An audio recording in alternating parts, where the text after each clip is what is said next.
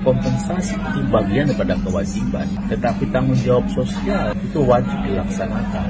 Saya juga ingin ingatkan kepada investor maupun pemerintah bahwa kita harus jujur, kita harus adil, kita harus kerja dengan benar dengan masyarakat adat kita.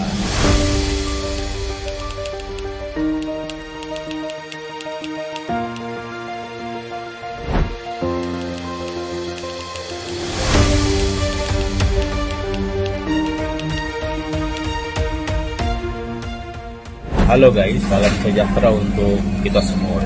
Saya Willy. Pada kesempatan ini ingin memberikan pandangan saya, pendapat saya terkait dengan kebijakan-kebijakan investasi yang merugikan masyarakat di tanah Papua, khususnya masyarakat adat dan juga orang asli Papua.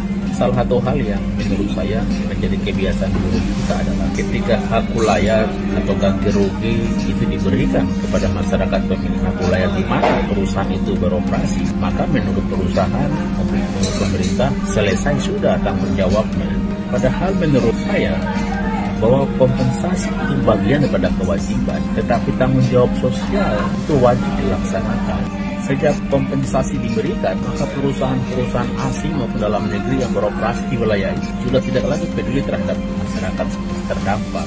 Kita lihat dari aspek kemiskinan ekstrimnya, stuntingnya, rumah layak huninya, kesehatannya, dan tentu tidak ada peluang kerja bagi masyarakat terdampak. Walaupun masyarakat terdampak itu atau orang Papua asli dan masyarakat adat itu tinggal atau mendiami di samping industri, tapi tidak berdampak apa-apa. Nah, sementara pemerintah hanya memandang bahwa prosesnya telah selesai dan sekarang tugas negara untuk bagaimana memperoleh keuntungan fiskal dan bagaimana perusahaan mendapatkan keuntungan.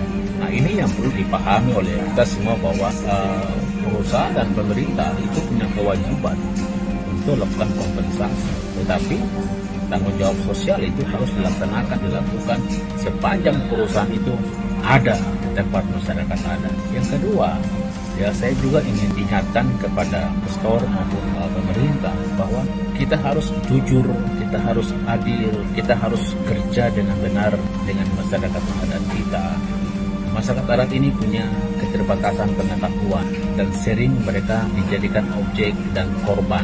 Oleh sebab itu, mohon agar kebijakan-kebijakan yang dilakukan oleh pemerintah dan juga perusahaan tolong untuk perhatikan tentang keadilan, kebenaran, dan kejujuran. Itu yang paling penting menurut saya, sehingga semua kebijakan itu akan diterima dengan baik. Tidak sebaliknya, kebijakan-kebijakan pemerintah dan investor menciptakan konflik yang berkepanjangan, dan itu hal yang tidak perlu terjadi.